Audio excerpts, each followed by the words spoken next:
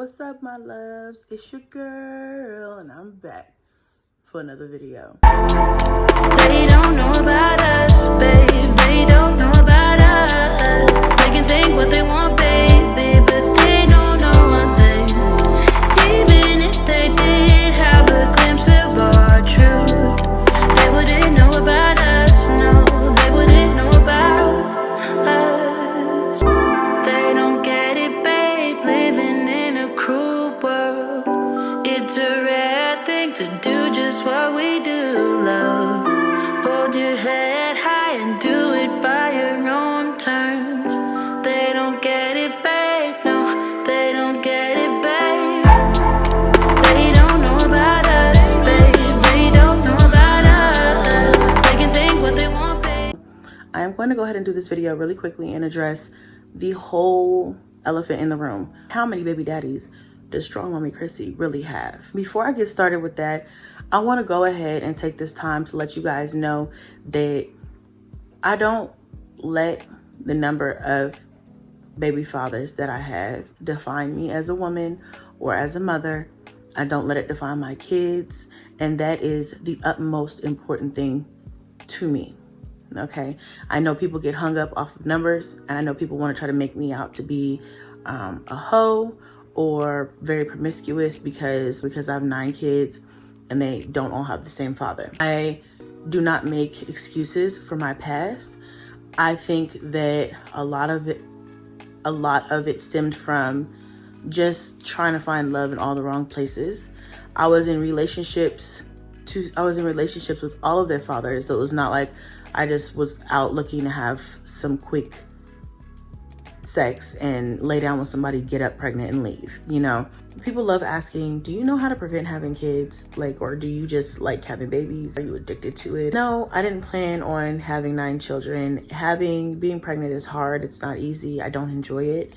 But I do love my children. You could dive into it and you guys could probably pick me apart and say, okay, mentally, are you stable mentally? Are you crazy? Like, you know, and things like that. And that, I mean, I guess to each his own. You're going to have your own view of me. And I'm not here to change your opinion. I'm just here to inform you of the real truth. I don't want half truths to be given from other people who think that they know what's going on when really they don't. I'm not going to break down each father for each child because, you know, my kids are minors and I don't want that type of information really being spewed on the internet.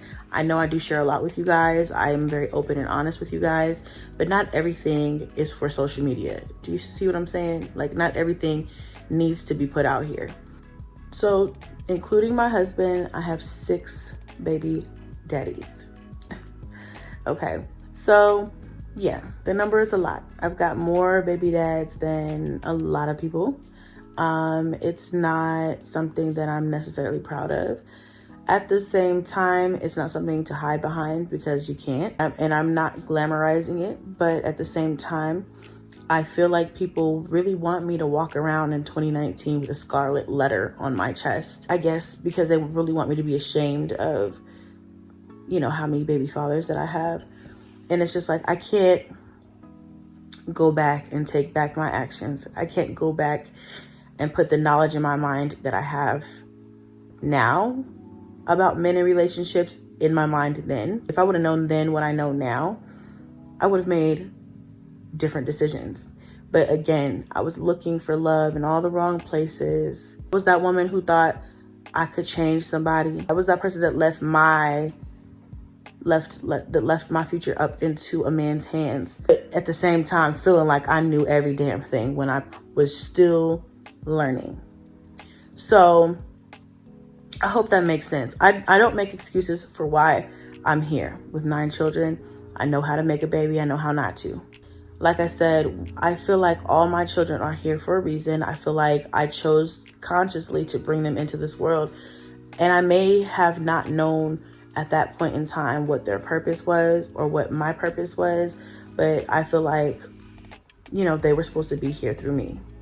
So, you know, who knows? I could be raising the next president. I could be raising the next neurosurgeon that's going to save somebody's life or something like that. I really don't focus on how they got here. I just focus on the fact that they are here now.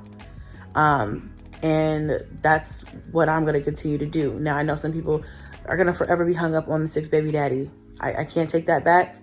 It's 5 if you don't count my husband, if that makes you feel any better. When I got pregnant with each one of my children, the first thing that came to my mind was not myself, was not even the father. It was,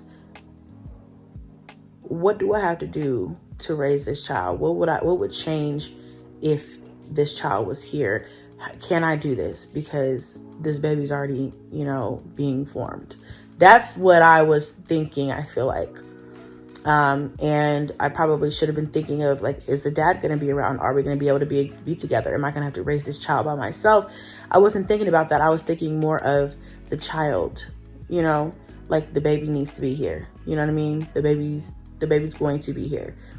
So, but, you could probably say my mind wasn't completely on the right things. And then as I feel like every situation was different, there were some situations where I was this close to having an abortion and didn't go through with it. It just didn't feel right for me. So there's a lot of different, we can go on and on and on about this, y'all, about how my kids got here.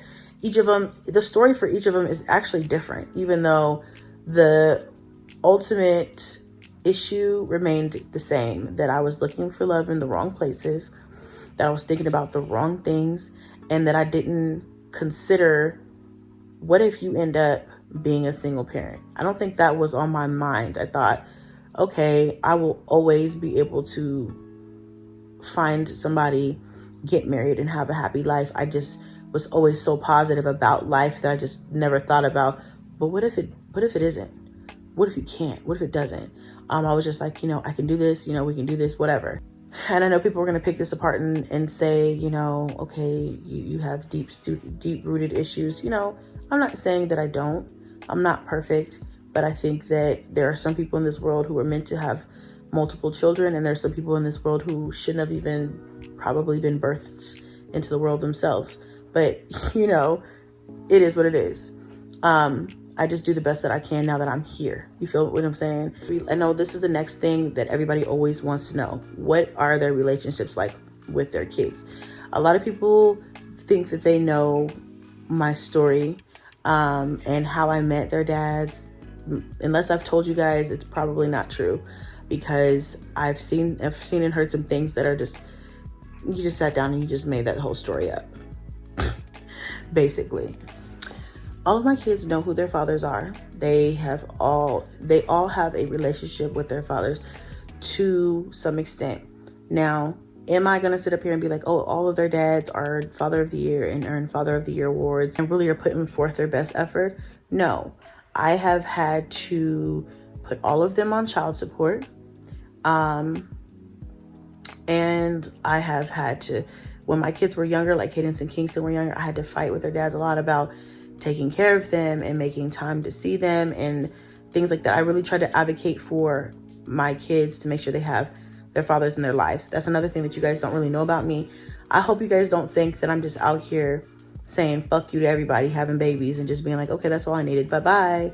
Like, no, I really try to advocate for my kids to, and I always leave the door open for them to have a relationship with their fathers, because my father was always in and out of my life, mostly out, but I knew who he was, and I never was restricted from like talking to him or, going to see him and things like that. And so when I got older, even though he was a very toxic individual, I got to learn that from myself. Even though the adults around me knew that, they allowed me to let me know for myself. I feel how I feel about each one of their dads, whether I feel one way or another.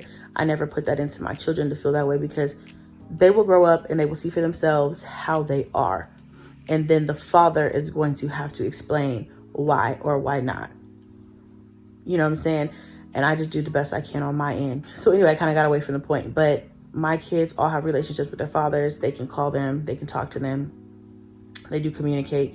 None of them live like close to us except for Kaya's dad. And he does come out and see her. He does really good. The first couple of years of her life, we fought a lot about, him just really, he was busy chasing girls and, doing the young nigga shit. Some of them see their dads more than others. Some of their dads live further away and we just don't see them as much, but they do definitely see them. I know some people love to bring Cash up as an example and say, well, his dad is the only dad who cares, who gives a fuck. And that's not the truth. I just don't put this stuff on the forefront of my channel because this is not what my channel is about. I don't focus on their dads. This is not Strong Mommy Daddies. Like, this is Strong Mommy Chrissy and my home life here. I can't create the perfect situation for all of them because I can't control their dads. But like I said, I leave the door open. If they ever want to call, they can call. If they ever want to, you know, come over and get them or see them, they can always do that. I don't hold my kids back from their fathers. So if they don't have a perfect relationship with their fathers now, that door is still open to happen at any time in the future. So I think that's important too, because I feel like people think that there's only one father that's active and that's Cash's dad. And I respect his dad for always being there for him and being very active in his life. I respect him for that. I will always respect him for that. We don't get along for other reasons. It has nothing to do with, you know, him wanting to be active or whatever. I love that part of him.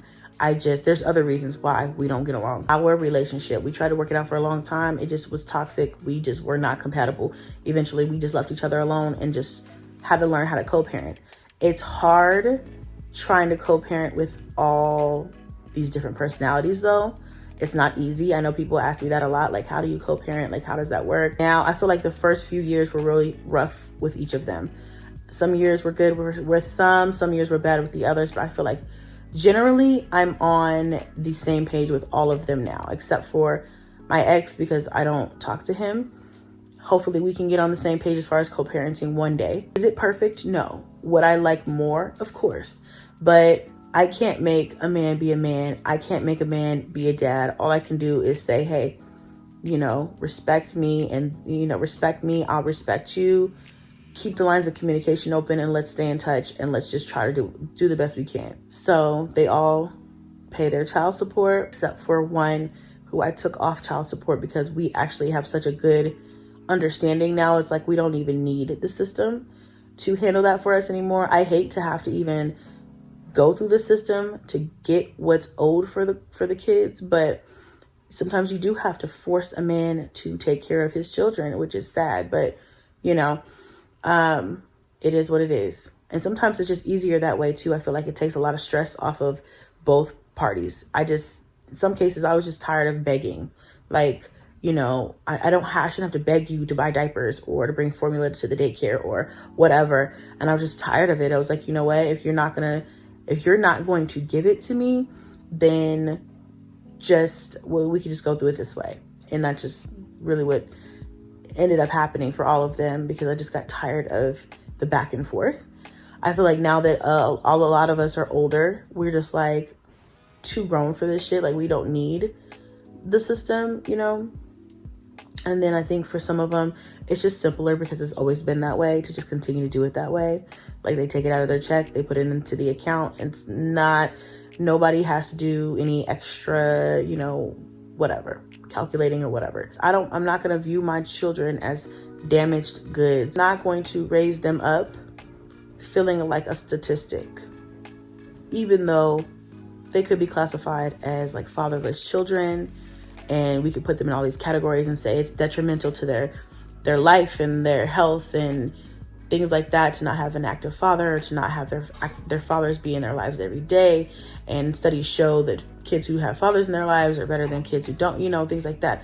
I'm not going to raise them up to feel less than because they don't have a dad here every day. I wasn't raised up to feel like that. I know how important it is, but again, what can I do about it? You know, my job is to raise them to the best of my ability. Is it ideal? No, nobody sets out to be a single mother. And that's another thing that I think people forget when they talk about me and other single moms like me. We didn't wake up one morning and just decide today is a perfectly fucking awesome day to be a single mom. Because being a single mom is hard as fuck. You don't have anybody to tag team with.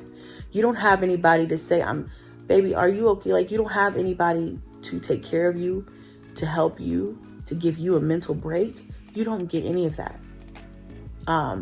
and it's extremely hard. So we don't ask to be in this position. I know that people are going to argue and say, well, the decisions that you have made kind of suggest that you did ask to be in this position. But that's another video. That's another argument for another day. But what I'm saying is, nobody ideally, consciously, maybe subconsciously, we sabotage ourselves in some way or another. I feel like I did. But we don't consciously say, hey, I want to be a single mom. This seems like something fun to do, because I just would love to do this. Most women don't say that. You know what I'm saying? So I feel like we don't get enough credit for being single mothers. I feel like people like to blame, especially Black women. I feel like they like to blame us for our relationships ending. None of us are perfect. You know, sometimes I feel like the only mistake was just picking the wrong person. I mean, did you ever think about that? Did you ever think that that could have been the only mistake that that woman made to make that man leave, or the reason why that relationship didn't work out? I think people are always ready to point the finger and tell us that we've done something to that person to run them off. And really, you could be the best person ever, best woman, best wife, cook, clean, you know, whatever. And that man still not appreciate you and still leave.